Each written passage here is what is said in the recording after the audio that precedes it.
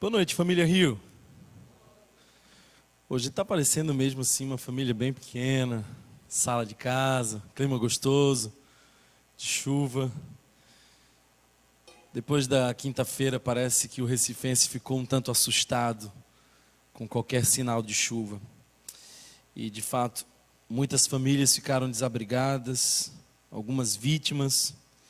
Eu queria que nós orássemos, não só pela palavra, mas para que Deus possa ter misericórdia dessa realidade da nossa cidade, né? Nós temos algumas previsões de chuva para amanhã. Eu queria que você se juntasse a mim em oração nesse momento. Pai, Tu és bom, e a Tua misericórdia dura para sempre. E eu creio, Senhor, que Tu nos ouve. Creio, Pai, que Teu Espírito Santo nos conduz nesse lugar. Por isso eu te peço, fica à vontade em nosso meio, fala ao nosso coração.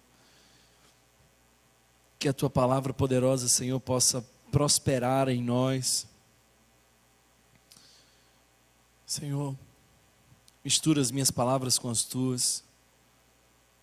E que hoje, Senhor, o Evangelho possa encontrar lugar, endereço em nossa alma. Também oro, Deus, de maneira muito especial por aquelas pessoas que estão aflitas pelas chuvas. Oro, Senhor, por aqueles que estão desabrigados. E oro pela igreja, que vai ser a resposta do clamor dessas pessoas. Ensina-nos, Pai, generosidade. Que assim seja para a glória do Teu santo nome. Amém. Amém. Tudo bem com vocês? Gente, nós estamos falando sobre os valores da nossa comunidade. Aniversário, mês de aniversário é sempre o mês de retomar a nossa visão. E um dos pilares da nossa igreja é a generosidade. Nós já falamos, e a primeira mensagem foi sobre Jesus como a nossa mensagem. Nós falamos no domingo passado sobre o serviço como parte da nossa identidade. Nós fomos chamados para servir, nós somos discípulos do lavador de pés. Mas hoje nós vamos falar sobre um tema que para nós é muito caro, muito especial: generosidade. E eu quero ler para vocês a nossa declaração sobre generosidade. Generosidade é sobre dar mais do que é requerido. Nós somos generosos com o nosso tempo, talentos e recursos. Nós somos os primeiros a investir no reino de Deus. Ele deu ricamente a nós e é a nossa honra dar de volta a Ele. Isso é generosidade. Aliás, generosidade está na contramão da cultura moderna. Eu preciso iniciar a nossa conversa dizendo que o Evangelho é a contracultura do mundo. O mundo lá fora anda na contramão do Evangelho. Talvez por isso faça mais sentido hoje do que nunca antes na história aquilo que Paulo disse: transformai-vos pela renovação da vossa mente. Nós precisamos de fato não nos conformar com esse mundo, não tomar a forma do mundo, porque o que se valoriza lá fora é a antítese do que o Evangelho nos propõe como caminhada. Quais as diferenças entre o padrão do mundo e os caminhos do Evangelho? Talvez uma das coisas que a gente possa dizer é que o mundo está buscando ganhar. Os discursos são sempre apelativos no sentido de o que nós podemos ganhar. Mas o Evangelho não é uma mensagem sobre aquilo que se possa ganhar, uma vez que nós já recebemos a salvação. Agora a mensagem se trata do que nós podemos e devemos perder. Sim, Marcos capítulo 8, verso 35 diz: pois quem quiser salvar a sua vida, a perderá, mas quem perder a sua vida por causa do Evangelho, a salvará, porque de que adianta ganhar o mundo inteiro e perder a sua alma? O Evangelho é, portanto, um convite a perder para ganhar. Lá fora as pessoas estão ensinando teorias sobre como ser dono, como ter mais. E é interessante, eu no meu consultório sempre ouço pessoas muito impressionadas com a possibilidade de ganhar mais dinheiro com menos esforço. E os convites são sempre assim: ganhe até 50 mil sem sair de casa. Não sei se você acredita nessas coisas, mas muita gente está colocando nisso esperança. Mas sabe, queridos irmãos, isso não deveria fazer os nossos olhos brilharem, porque o Evangelho não nos chama a ser dono de coisa alguma. O Evangelho nos ensina que somos apenas mordomos. Se nós nos entregamos a Jesus, tudo mais que é nosso também a Ele pertence. Por isso, talvez, fruto dessa consciência, Atos capítulo 4, verso 32, diz que aquela igreja tinha unânime o seu coração e a sua alma, daquela multidão que creram. E ninguém dizia que coisa alguma do que possuía era sua, mas todas as coisas lhes eram comuns. Essa é a contramão do mundo. É não chamar de seu aquilo que você poderia chamar de seu, mas oferecer ao outro como sendo parte dele e comum a ele. As pessoas lá fora estão quase sempre incentivando o status. A gente vive na era da ostentação. Olhar o Instagram é você conhecer uma face muito maquiada das pessoas, quase irreal. Mas o Evangelho não nos chama a viver nenhum status, pelo contrário, nos propõe a simplicidade. Aliás, Mateus capítulo 10, verso 16 diz: acautelai-vos e guardai-vos da avareza, porque a vida de qualquer um não consiste na abundância de bens que ele possui. Mateus 10 ainda nos diz, no verso 16: sede prudentes como as serpentes, mas simples como as pombas. Quem dera nós fôssemos conhecidos pela nossa simplicidade. Essa seria uma boa marca do Evangelho em nós, a simplicidade. As pessoas lá fora querem multiplicar. Quanto mais, melhor. Mas o Evangelho não nos propõe nenhuma caminhada de multiplicação, pelo contrário. Ele nos propõe uma caminhada de partilha. É o repartir muito mais do que o multiplicar. Jesus toma o pão e reparte. E eu acho que talvez o ponto central da ceia não seja aquilo que a gente come, mas o que a gente reparte. Por isso, Atos capítulo 2 nos mostra uma igreja tão profundamente tomada por essa consciência, de que foi capaz de vender os seus próprios bens, distribuir a cada um conforme a sua necessidade. Que lindo isso. O fato é, queridos irmãos, que a gente se sente muito confortável, muito feliz, porque nós não estamos olhando para Jesus. Quando a gente olha para alguém cuja referência deixa a desejar, a gente se sente melhor, a gente se sente bem. O nosso ego se sente confortável quando a gente olha para alguém que não é tão generoso quanto a gente, não é tão comprometido quanto a gente, não é tão simples quanto a gente. Mas se você fizer uma mudança na sua referência e colocar no lugar de qualquer pessoa o próprio Jesus, você vai perceber o quão longe nós estamos do homem perfeito. Ele é o varão perfeito. Ele é a nossa medida. Olhando para Jesus, nós vemos quem Deus é e quem o homem deve ser. Por isso, quando nós olhamos para Jesus, nós vemos o escândalo da generosidade. A generosidade escandaliza, principalmente o mundo do consumo e da competitividade. Nós somos tão competitivos. A generosidade é, de fato, escandalizadora nessa cultura. Doar é subjugar o Deus Mamon. Doar é uma maneira de treinarmos a nossa alma para a generosidade. Por isso, é preciso coragem para desapegar-se, porque só alguém que entendeu que melhor é dar do que receber é capaz de se desapegar. Quem aprendeu que doar com liberalidade sem buscar poder, já recebeu o poder de ser liberto de sua avareza. Isso é generosidade. A generosidade demonstra a nossa fé. Ela cura o nosso egoísmo. A generosidade é uma maneira de ter a nossa fé testada e aprovada. E interessante perceber que a nossa generosidade nos aproxima de Deus e nos faz parecer mais com Cristo Jesus. A generosidade expande a nossa influência, aumenta a nossa alegria, multiplica os nossos recursos, porque nós vemos lá em Provérbios: o generoso prosperará.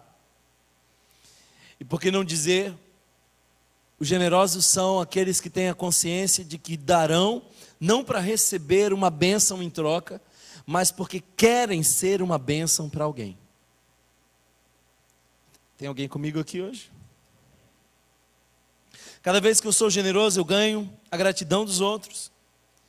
Eu demonstro o que é mais importante para mim e aquilo que de fato eu valorizo no meu coração. Cada vez que eu sou generoso, algo muda dentro de mim. E eu acabo fazendo o maior de todos os investimentos eternos. Investir para aquilo que é eternidade. Cada vez que eu sou generoso, acima de tudo aquilo que eu acabei de dizer, eu alegro o coração de Jesus. E é interessante ler, por exemplo, Filipenses capítulo 4, verso 18, porque Paulo vai dizer de uma igreja que era generosa com ele. Aliás, nós estamos estudando Filipenses nas terças-feiras, nos cultos de oração, e nós estamos percebendo que um dos motivos pelos quais Paulo escreveu a carta aos Filipenses foi para agradecer o gesto de generosidade, uma oferta que a igreja de Filipos doou para Paulo. E Paulo diz que aquela generosidade da igreja de Filipos alegrava o coração de Deus. Queridos, que desafio! Ser generoso é um grande desafio. E eu queria ler com vocês um texto que está em 2 Coríntios, capítulo 8, verso 1 em diante. Então, se você puder, abra em 2 Coríntios, capítulo de número 8, verso 1 em diante. 2 Coríntios, segunda carta aos Coríntios, capítulo 8, verso 1 em diante.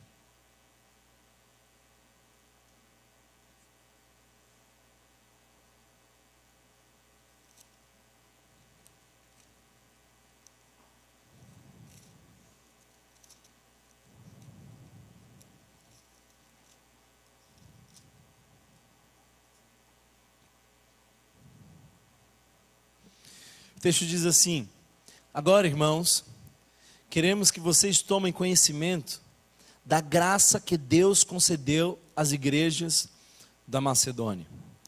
Faz uma pausa aqui.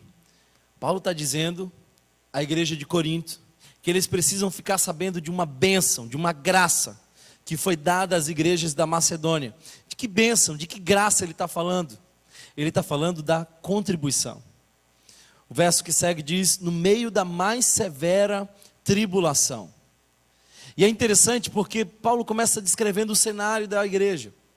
Essa era a realidade social. Eles estavam vivendo uma tribulação, e talvez essa palavra tribulação poderia ser traduzida para nós como crise.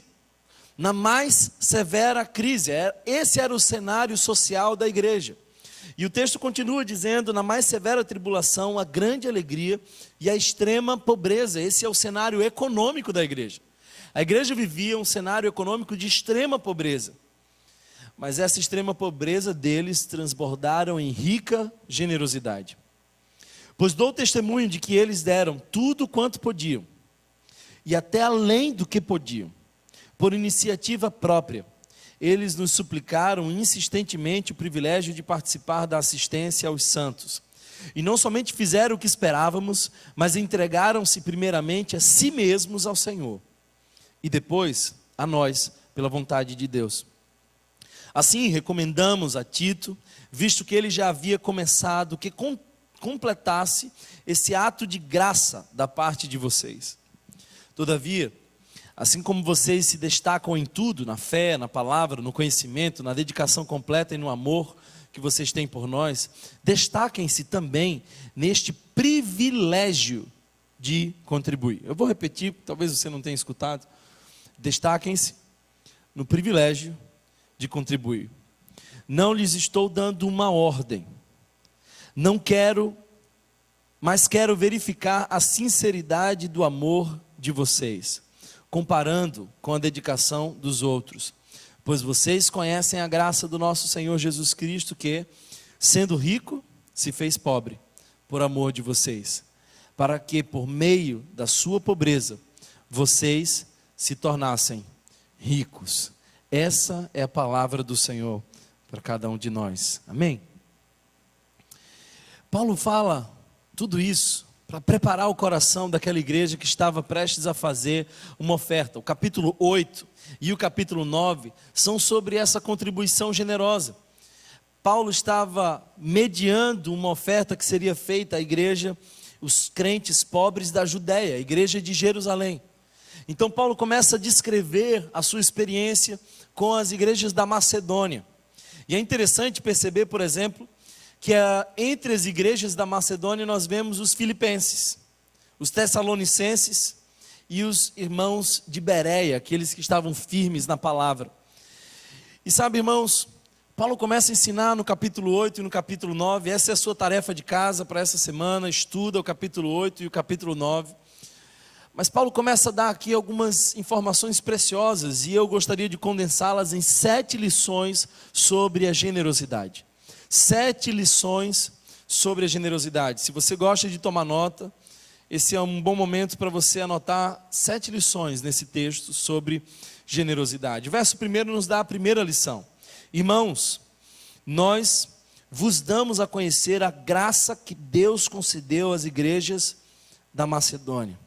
A primeira lição que eu gostaria de trazer para nós é de que contribuir é uma graça que Deus nos dá. Contribuir não é um peso, não é uma obrigação, não é um ato de barganha, não é uma forma de a gente trocar algo com Deus. Contribuir é uma graça. É bem verdade que é uma graça que poucos desejam. Eu li um livro há muito tempo atrás, cujo título era A Graça que Poucos Desejam. Porque contribuir é uma graça. Quantas vezes Paulo menciona a contribuição como um ato de graça? Só nesse texto, pelo menos 4 vezes ele chama a contribuição como um ato de graça. O generoso é alguém que considera a si mesmo como um ser privilegiado por contribuir. E é tão lindo perceber, por exemplo, que a nossa fé, ela se move de maneira visível na generosidade. Quando, por exemplo, Zaqueu, o homem que não conhecia o Senhor Jesus, o recebe em casa, o Espírito Santo toca e ele diz que daria aos pobres uma parte dos seus bens. Jesus percebe o sinal do reino, Jesus percebe a salvação que tinha entrado naquela casa e diz: Zaqueu, hoje entrou salvação nessa casa. Sabe por quê? Porque um dos sinais claros, evidentes, de que nós fomos de fato salvos por Cristo, é que o nosso coração tem a sensibilidade que o coração de Deus tem sobre e diante dos pobres. Nós não podemos esquecer os necessitados. Na nossa cultura nós temos 2 grandes ídolos. Talvez os 2 grandes, gigantes ídolos da nossa cultura são o sexo e o dinheiro. Eu estou preparando uma série e em breve a gente deve lançar, e eu vou pregar essa série de mensagens durante a semana. Não vai ser no domingo, porque nós vamos precisar de bastante tempo para tratar o tema da sexualidade. Nós precisamos falar sobre esse tema tão relevante, tão importante. Mas hoje eu gostaria que você abrisse o seu coração e entendesse um pouco mais sobre esse ídolo, sobre esse Deus que a Bíblia chama de Mamon, o dinheiro, e perceber que a generosidade é subjugar o Deus Mamon em nosso coração. Por isso, olha para o ato de contribuir como uma graça, um privilégio. A segunda lição que nós tiramos desse texto está no verso 2, se você puder, acompanha comigo, porque o verso 2 diz assim: em meio às múltiplas tribulações que as puseram à prova, sua copiosa alegria e sua pobreza extrema transbordaram em tesouros de liberdade. Eu passo a ler uma versão mais antiga, porque eu gosto de alguns elementos que ela traz. Por exemplo, o elemento do tesouro de liberdade. Parece que aquela igreja, embora pobre, era livre. E tem muitos ricos, que são ricos, mas são escravos. É interessante porque o texto nos diz que eles doaram numa condição de severa tribulação. O que isso nos ensina? A segunda lição é que a generosidade é aquilo que, se não acontecesse, já estaria plenamente justificada. Sabe, eles viviam uma grande crise. O recurso era muito pouco. O texto diz que eles doaram daquilo que depois fez falta. E o que eu percebo, queridos irmãos, é que generosidade é diferente de justiça. Justiça é aquilo que tem que acontecer, e se não acontecer, você tem sérias implicações sobre isso. Se você não pagar os impostos, você vai ter implicações sobre isso. Se você não pagar a pensão, você vai ter implicações sobre isso, porque isso é uma forma de garantir justiça. Mas generosidade não. Se você não é generoso com alguém, ninguém te cobra. Se você não exerce generosidade com alguém, ninguém vai te perguntar por que isso não aconteceu. Generosidade não é necessariamente alguma coisa que precisa acontecer, mas que quando acontece, sinaliza um coração que encontrou Jesus. Sabe, queridos irmãos, generosidade é caminhar a segunda milha, é viver o sacrifício. Aliás, uma das coisas que me chama a atenção nesse texto é que eles doaram mais do que podiam. Isso me remete a sacrifício. Nós estamos mesmo dispostos a fazer sacrifício por aquilo que Deus põe em nosso coração, pela obra de Deus. Terceira lição que eu gostaria que você tirasse desse texto, ainda no verso 2, se você puder. Olha mais uma vez para o verso 2 e você vai ver a expressão: a sua pobreza extrema transbordou em rica generosidade. O que isso quer nos dizer? Terceira lição é que a generosidade é um privilégio dado a ricos e a pobres. Não é só o rico que pode ser generoso, o pobre também pode ser, porque cada um, dado o recurso que tem. É interessante, por exemplo, ver a história da viúva, que Jesus destaca porque ela deu do que lhe faltava. Ela deu tudo o que tinha. Ela fez um sacrifício. Sabe, essa viúva nos ensina que a generosidade é um privilégio dado a ricos e a pobres. Essa semana, eu estava com meu filho e ele estava comendo uma coisa. Eu falei assim: filho, me dá um pedaço disso aí. E meu filho carinhosamente olhou para mim e disse: não. Eu fiquei olhando assim: rapaz, esse ser pequeno que eu criei, que eu pago as contas, que eu alimento, está me negando um pedaço ridículo. Mas eu fiquei pensando, ele só me negou por 3 razões. Ele só chegou à conclusão do não por 3 razões. A primeira dessas razões é que ele ignora ou esqueceu o fato de que eu sou a fonte de toda a comida para ele. Tudo que vai para o estômago dele saiu do meu bolso, do meu esforço. Então passa por mim. E quando ele se negou aquilo, ele estava esquecendo de que eu sou a fonte. A segunda razão pela qual ele me negou é porque ele esqueceu que eu poderia tirar tudo num instante.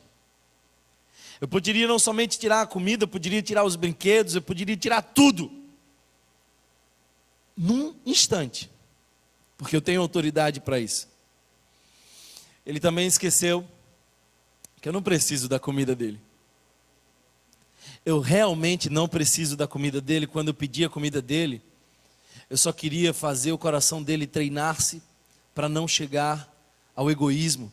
Eu estava tentando ensiná-lo sobre generosidade. Sabe, queridos irmãos, eu queria que você tomasse esse exemplo para entender a nossa relação com Deus. Talvez a primeira verdade que você precisa saber é que Deus não precisa de você. Deus é a fonte de todo alimento, de todo recurso, tudo vem dele e do que é dele devolvemos. Segunda verdade que você precisa entender é de que Ele pode tirar tudo num instante, porque Ele tem autoridade para isso.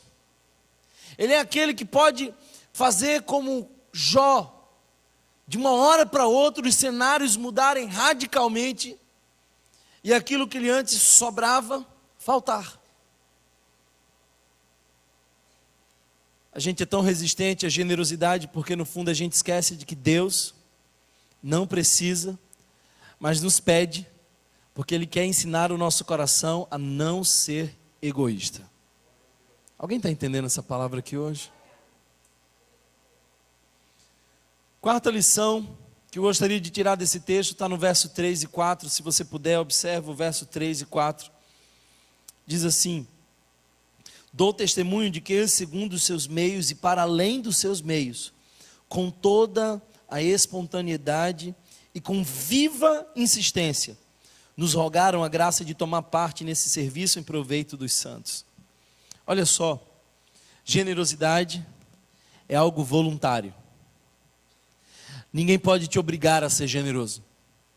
Ninguém pode te cobrar ser generoso. Generosidade é um movimento espontâneo de um coração que entendeu o Evangelho. Generosidade, queridos irmãos, é uma ação automotivada. Isso me faz lembrar, por exemplo, Ananias e Safira. Eles venderam, no início da igreja primitiva, venderam um terreno, uma propriedade, e foram apresentar os recursos que receberam a Pedro. Só que eles tinham combinado, olha, a gente vai segurar uma parte, a gente vai dar uma outra, e a gente vai dizer que isso é tudo. E é interessante porque aquele corte parece o Deus do Antigo Testamento no Novo Testamento. Porque um depois o outro, contando a mesma história e sofrendo a mesma punição, eles são fulminados. E uma das coisas que Pedro diz antes de que eles sejam fulminados é: esse dinheiro não era de vocês? Quem foi que obrigou vocês a trazer para cá? Ninguém obrigou vocês a trazer para cá. Deus parecia querer ensinar para aquela igreja primitiva que você não precisa fazer, mas se fizer, faça com o coração sincero. Faça em livre e espontânea vontade. Por isso, nós jamais vamos fazer nenhum discurso de opressão, de medo, de barganha. Todo o nosso movimento de oferta precisa ser um movimento espontâneo, de coração sincero.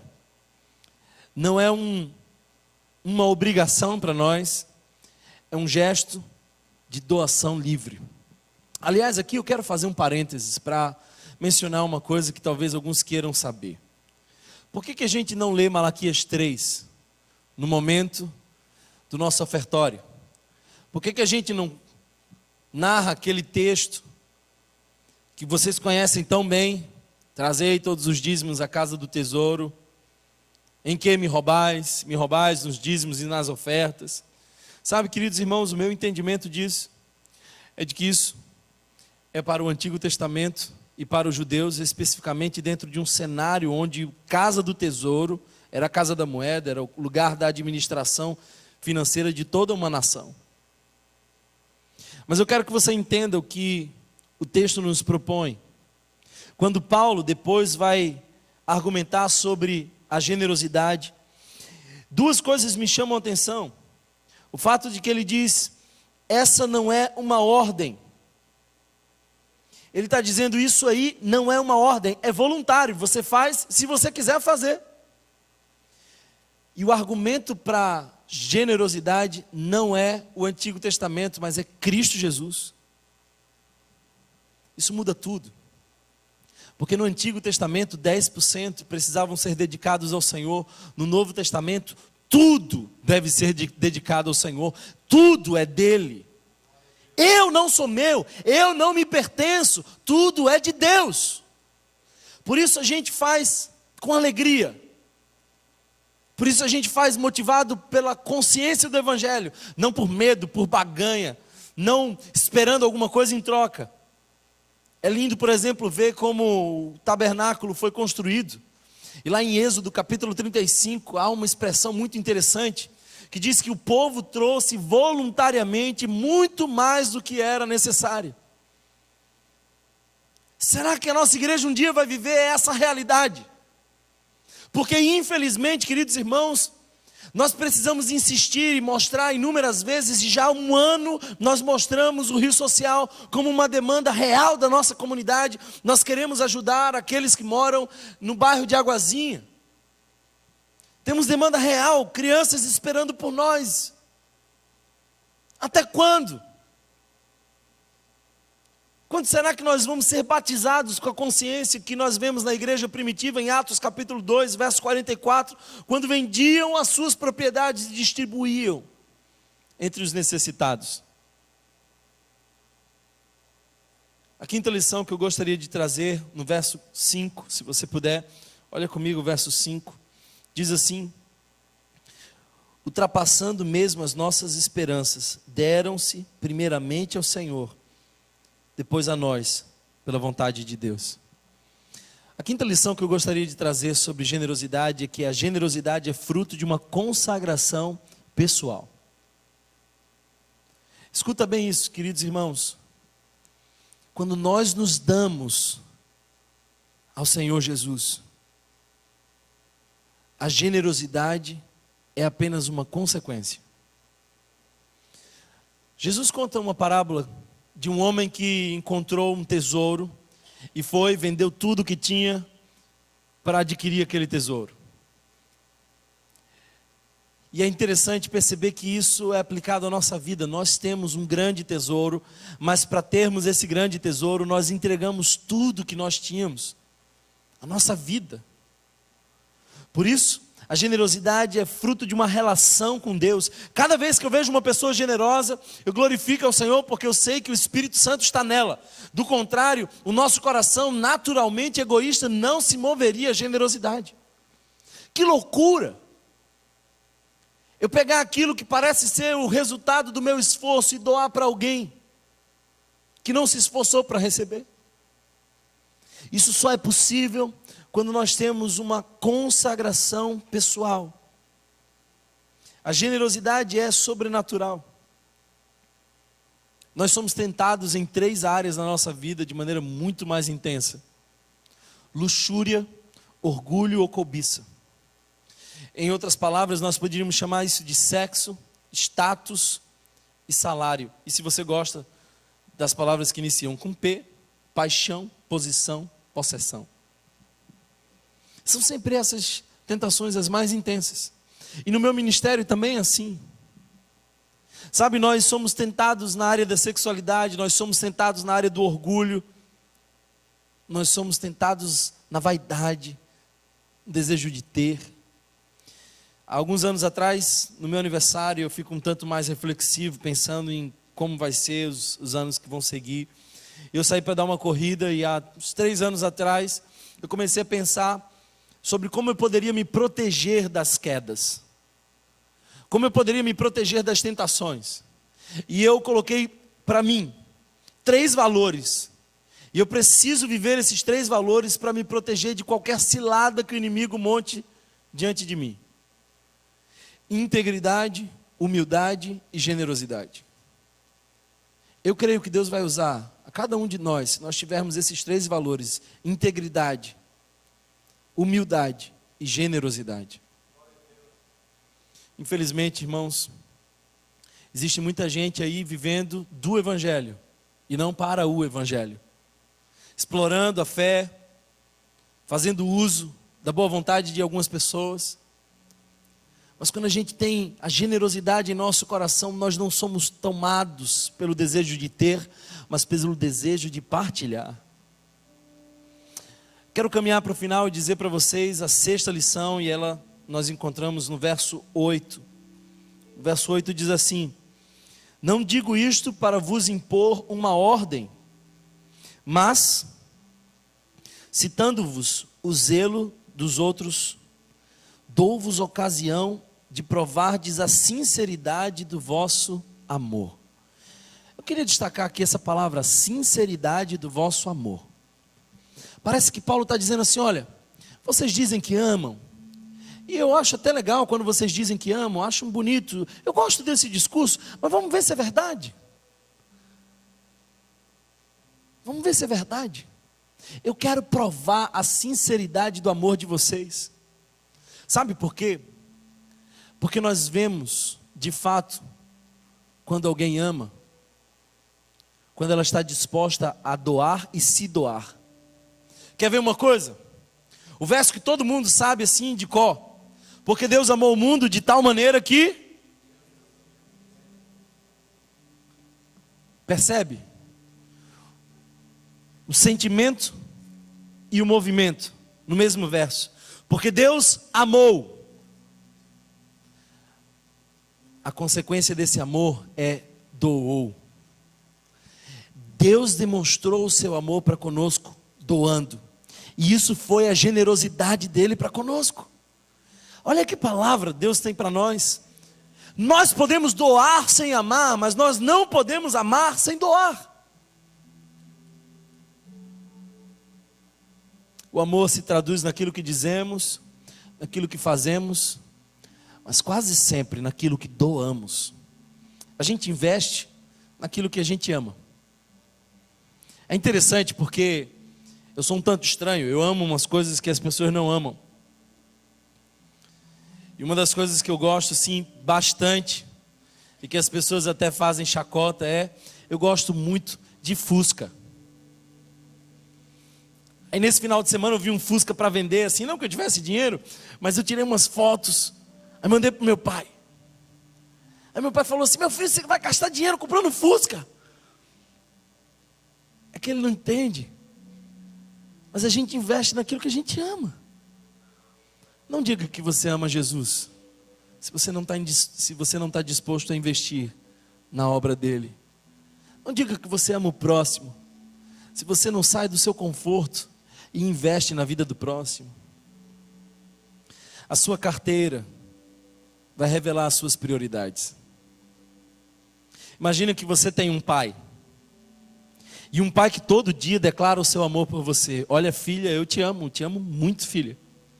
E ele, tendo muito recurso, sempre se nega a te ajudar. Então toda vez você pergunta: pai, você pode me dar uma força nisso aqui? Ele diz: não, mas eu amo você. Você vai acreditar no discurso ou na disponibilidade de ele contribuir, ajudar, investir na sua vida? Nós somos assim. Nós investimos naquilo que nós amamos, naquilo que nós acreditamos.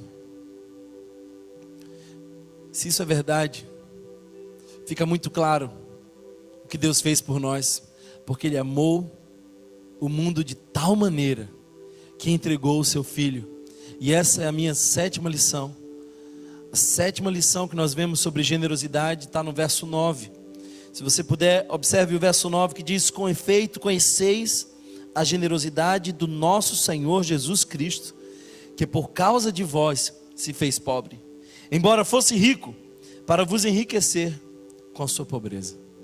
Olha só que coisa linda. Quando Paulo vai falar sobre generosidade, ele não faz nenhuma conexão com o Antigo Testamento. Ele não vai lá para o dízimo, ele não vai lá para os 10 mandamentos. Ele vai para a cruz do Calvário.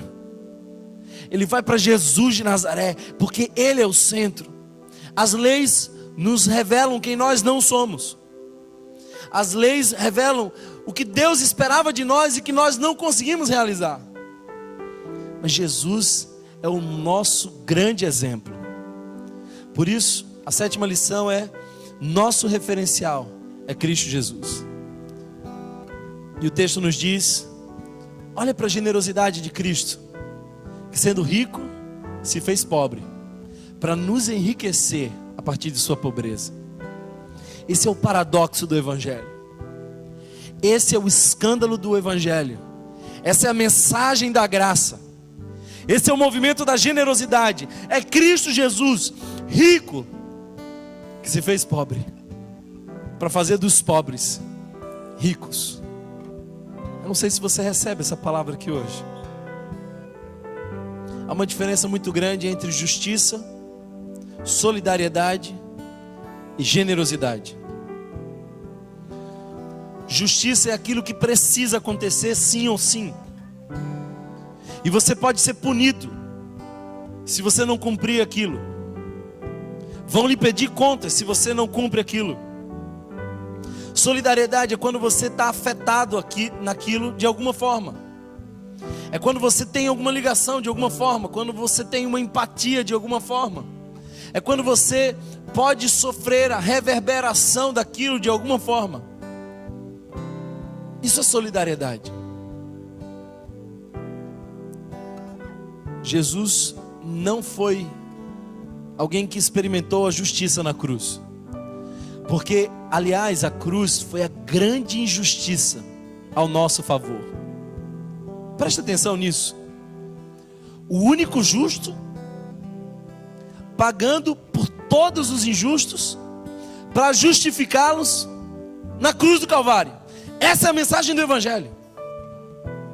Nós é que merecíamos aquela cruz, e Ele assume em nosso lugar, Ele paga o preço em nosso lugar, Ele sofre em nosso lugar. Isso não é justo. Isso é a graça. Graça é aquilo que custa tudo para quem doa e nada para quem recebe. Isso é a graça. Jesus não morreu por algo justo. Jesus também não foi solidário à nossa causa. Sabe, Jesus não estava no trono olhando para a gente e falou assim: um povinho assim, não... talvez um dia eles possam me prejudicar de alguma forma. Talvez, bem que podia ser eu ali. Deixa eu te dizer uma coisa: se o mundo inteiro fosse condenado ao inferno, Jesus continuaria reinando na eternidade como o Criador de todas as coisas, porque Ele não depende de nós em nada. Ele não foi solidário com a nossa causa. Ele foi generoso. Ele caminhou a segunda milha. Ele fez aquilo que, se não fizesse, estava plenamente justificado. Ele foi além. Ele se entregou e se entregou por completo. O Evangelho é a mensagem da generosidade do Eterno para conosco. Será que você entende isso? Será que você entende que Cristo Jesus nos chama à generosidade porque Ele é assim? Ele é a nossa referência. Jesus é a generosidade encarnada. Deu tudo de si e se doou por nós.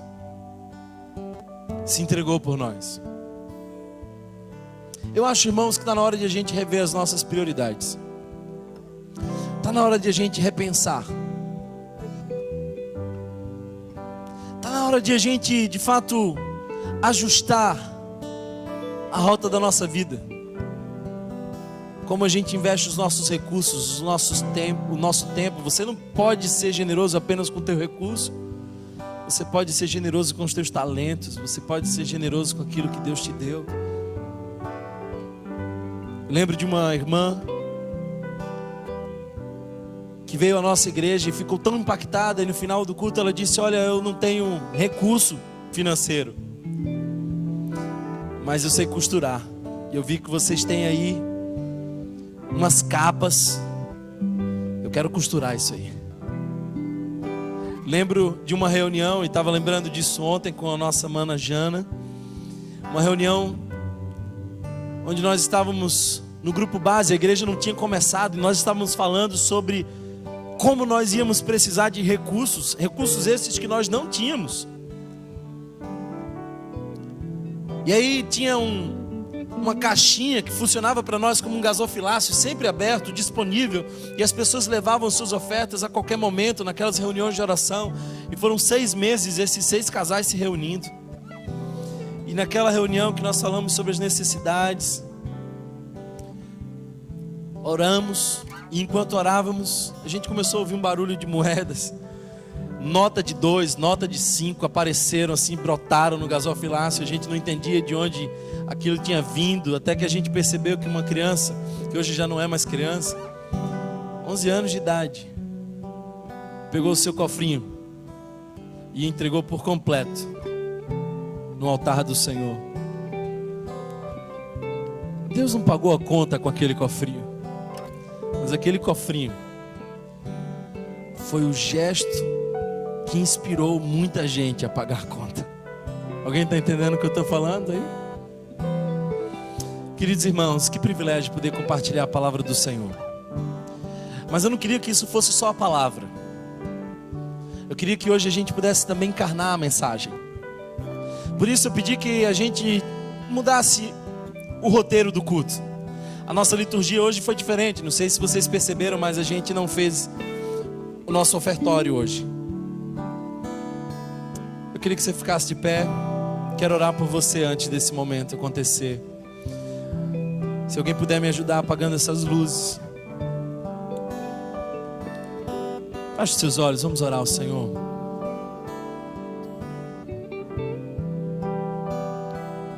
Vamos orar ao Senhor. É tempo de repensar. Quais são as nossas prioridades? O que de fato nós buscamos? Para onde estamos indo? O que Deus espera de nós? Olha para Jesus. Porque se Ele é a nossa referência, nós não vamos ter falsas impressões sobre nós mesmos. Ah, Jesus, muda o nosso coração. Livra-nos, Senhor, do egoísmo. Deus, sara, Senhor, a nossa alma de nossas prioridades equivocadas, de correr atrás do vento, de sonhar com aquilo que de fato não é os teus sonhos. Ministra cada um de maneira muito especial nesse momento, para a glória do teu nome, Senhor. Amém. Sabe, irmãos, quando nós lemos esse texto, nós vemos pelo menos 3 igrejas aqui citadas. Nós vemos a igreja de Corinto citada, que era uma igreja que não sabia ser generosa, mas podia aprender. Nunca tinha sido generosa, mas aquele era o momento da mudança. Vemos aqui citado também nesse texto as igrejas da Macedônia, igrejas que foram generosas ao extremo, que viveram a generosidade mesmo em meio às tribulações, e na mais severa pobreza transbordaram em generosidade. Essa é a Macedônia. Essas são as igrejas generosas. Mas também havia uma igreja de Jerusalém. E a igreja de Jerusalém um dia foi muito generosa. Escuta isso. A igreja de Jerusalém é a igreja onde nós vemos que eles vendiam as suas propriedades e distribuíam entre si. A igreja de Jerusalém é a igreja que nós vemos em Atos capítulo 2, Atos capítulo 4. Mas um dia aquela igreja viveu um cenário diferente. Aquela igreja que um dia teve e era capaz de ser generosa, também precisou. E eu quero que você escute muito bem isso, não deixe nada distrair você. A igreja de Jerusalém um dia precisou. E eu não sei se nós temos aqui pessoas que são como a igreja de Jerusalém e hoje estão precisando. Mas a gente não pode tentar buscar salvar as pessoas lá fora, alcançar com a nossa generosidade as pessoas lá fora, se dentro da nossa casa houver necessitados. Por isso Paulo nos ensina que primeiro os de casa. As chuvas prejudicaram alguns irmãos da nossa comunidade. Gente que sofreu, gente que perdeu móveis. Talvez alguns que não foram afetados pelas chuvas, mas estão passando por uma situação financeiramente difícil, delicada. São como a igreja de Jerusalém e hoje precisam de socorro. De modo que hoje eu quero falar para vocês, igreja de Corinto e igreja da Macedônia, sejam generosos. A gente vai fazer o ofertório. Seja generoso. E se você, igreja de Jerusalém, está precisando, hoje Deus vai responder a tua oração. Então, na mesma proporção que você vem para trazer a sua oferta, você que precisa vai vir buscar uma oferta aqui. Então, você que pode, traz a tua oferta em generosidade. Você que precisa, venha buscar, porque hoje Deus providenciou para você. Eu não quero que você fique constrangido. Eu não quero que o orgulho roube a bênção de Deus de chegar até você. Se você está precisando, você vai vir aqui e pegar um envelope desse e voltar para o seu lugar. E é a igreja do Senhor, ouvindo a voz do Senhor, respondendo a sua oração. Então, se você pode ser generoso, seja. Mas se hoje você precisa da generosidade, é o teu dia de desfrutar da generosidade. Amém? Amém? Eu queria que você fizesse isso com todo o seu coração. Se você quiser fazer isso no gasofilácio, está aberto, pode vir. Se você quiser ajudar de maneira eletrônica, você também pode procurar o pessoal da integração, que geralmente fica aqui na parte de trás. Ao som de uma canção. Você que pode ser generoso, vem. Você que está precisando, vem buscar. Essa é a resposta de Deus para você. Vem buscar sem constrangimento. Pode vir buscar. Tudo que há em mim, entrego meu viver por amor a ti. Se você precisa, vem. Meu rei, meu Somos uma família. sendo a ti, os meus direitos dou, o orgulho vou Aleluia. trocar pela vida do Senhor. E eu entrego tudo a ti, tudo a ti. E eu entrego tudo a ti, tudo a ti.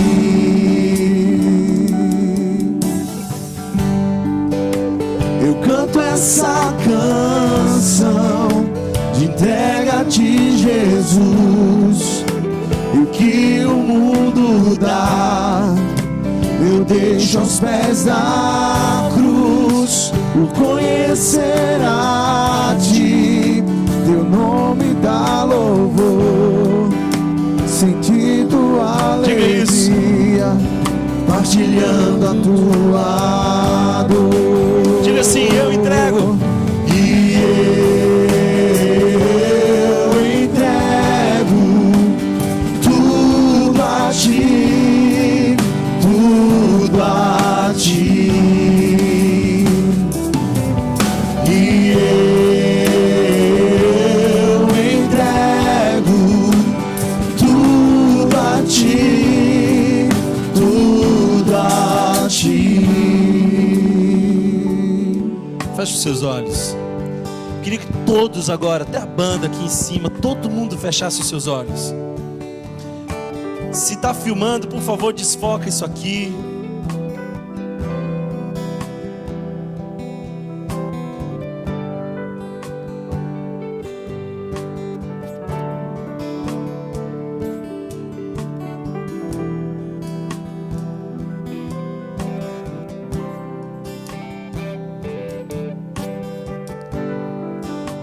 Todos com seus olhos fechados. Esse não é tempo de olhar para ninguém.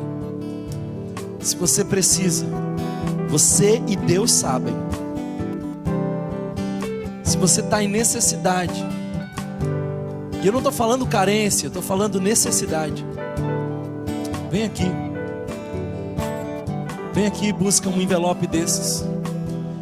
Esse é o sinal de que Deus vai levantar uma igreja, um corpo, seja o que for, mas Ele é a tua provisão. Ele é aquele que cuida de ti. Se você precisa, todos com os olhos fechados, a gente não quer ver quem vai vir aqui na frente, quem não vem. Mas se você ainda não veio e você precisa, vem aqui buscar um envelope. Esse é o teu momento. Aleluia.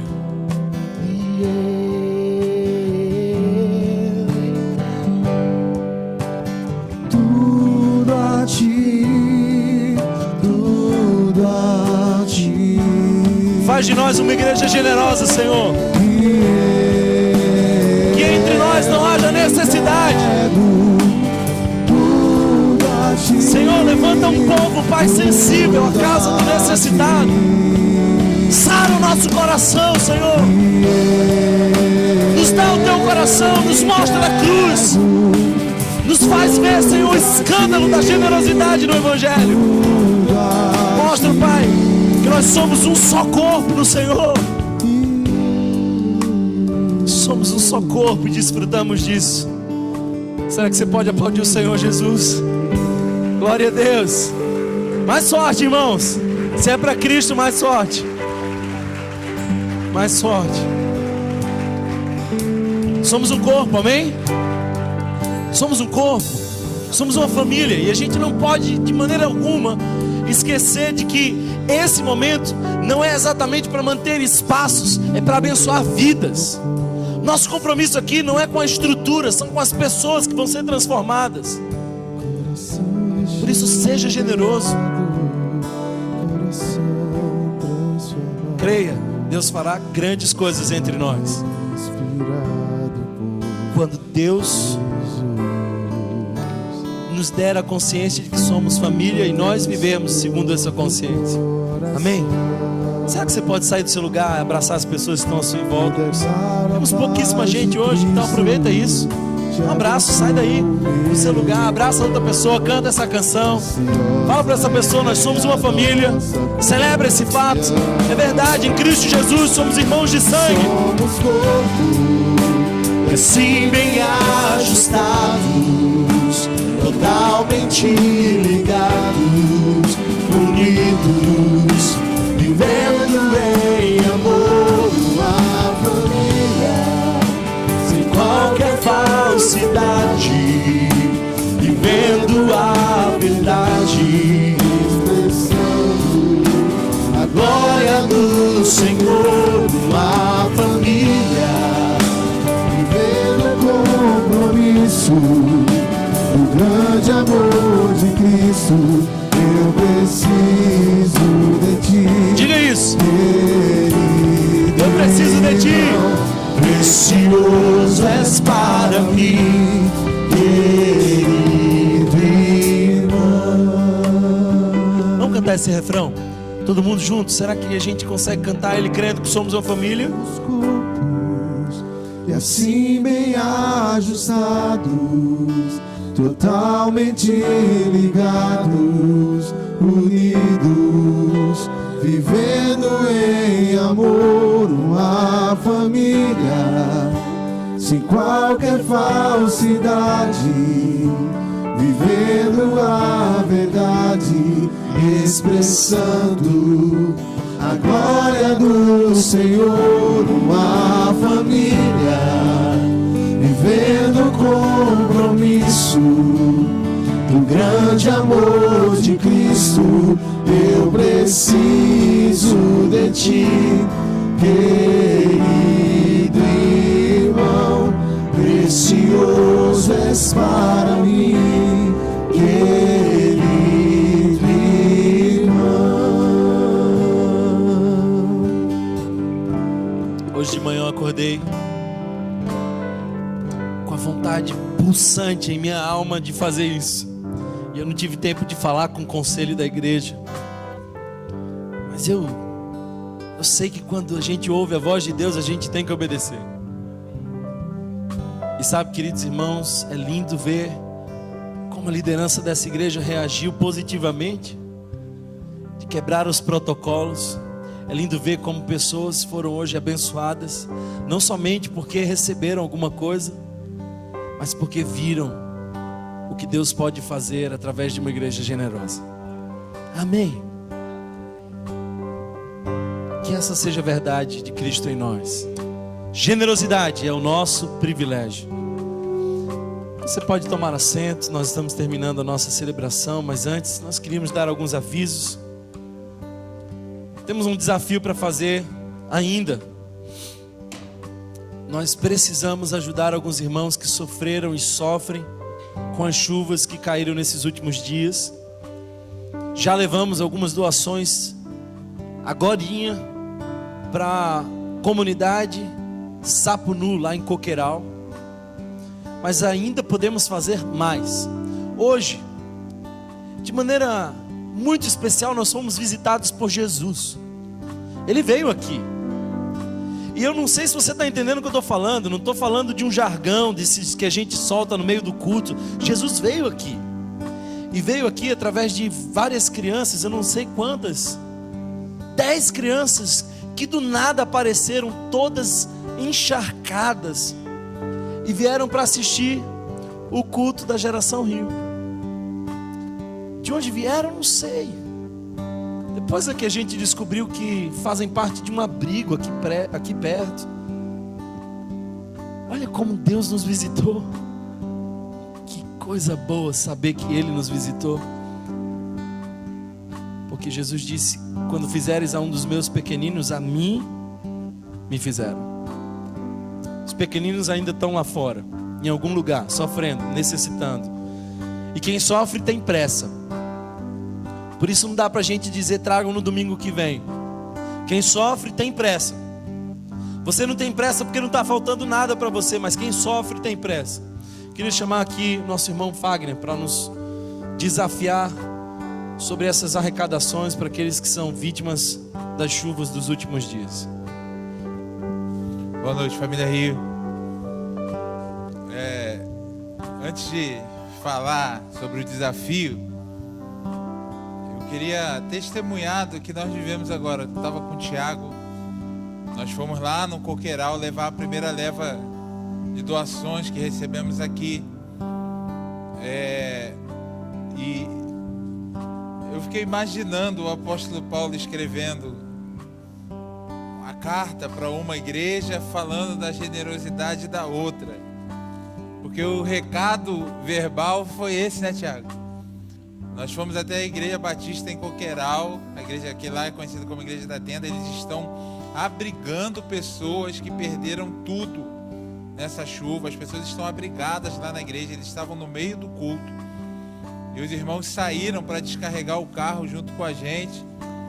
E o que nós ouvimos do pastor da igreja dando um recado para a igreja em Coqueiral, dizendo: a igreja Rio tem sido generosa, a comunidade Rio tem sido generosa e tem nos abençoado. E a alegria dos irmãos que receberam, que vão compartilhar daqui a pouquinho, terminando o culto deles, com as pessoas que perderam tudo, foi algo assim lindo, maravilhoso. É o corpo de Cristo, com suas juntas, com suas medulas, se unindo para ajudar o necessitado, querido. E ainda dá tempo de você ser parte disso. Como Thomas disse, nós não temos a intenção de reter nada. Uma das hipóteses colocadas para que o Mar Morto seja o Mar Morto é porque ele só recebe tudo que vai chegando ali, vai sedimentando, e ele morreu. Ele não doa nada, ele não cede nada, nada passa dele.